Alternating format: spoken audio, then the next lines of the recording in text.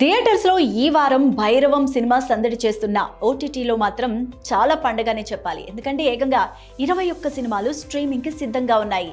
Netflix లో hit 3 ఇప్పటికే streaming అవుతోంది. క్రైమ్ థ్రిల్లర్ ని ఇష్టపడే వారికి ఇది మంచి చాయిస్ గా చెప్పాలి.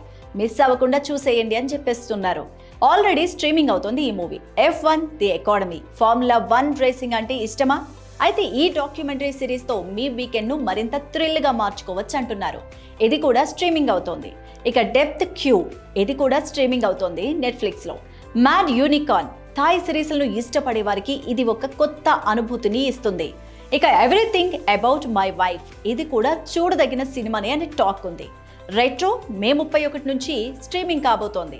ఇక అమెజాన్ ప్రైమ్ వీడియోస్కి వస్తే గుడ్ బై, కొరియన్ డ్రామాలను ఇష్టపడే వారికి ఇది ఒక మంచి ఎంపికనే చెప్పాలి. మే 31 నుంచి స్ట్రీమింగ్ కాబోతోంది.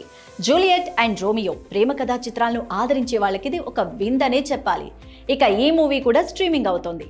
ఇక the king of Kings, historical డ్రామాలు చూడాలనుకునే వారికి ఇది ఒక మంచి ఆప్షన్. ఇది కూడా స్ట్రీమింగ్ అవుతోంది. షాడో ఫోర్స్ మే 30 నుంచి స్ట్రీమింగ్ కానుంది.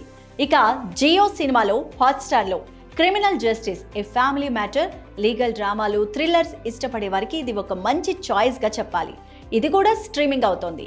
And just like that season 3 మే 30 నుంచి, అంటే నిన్నటి నుంచి ఆల్రెడీ స్ట్రీమింగ్ అయిపోయింది.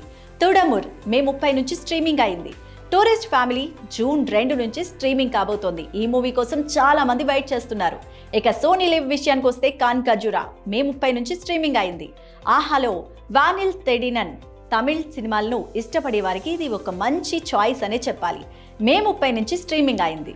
ఇక డీమన్ తెలుగు ప్రేక్షకులకు ఇది ఒక సరికొత్త థ్రిల్లింగ్ ఎక్స్పీరియన్స్ అందిస్తుంది. ఈ మూవీ కూడా స్ట్రీమింగ్ అవుతోంది. సన్ నెక్స్ట్ విషయానికి వస్తే బిగ్ బెన్ మే 30 నుంచి స్ట్రీమింగ్ అయింది.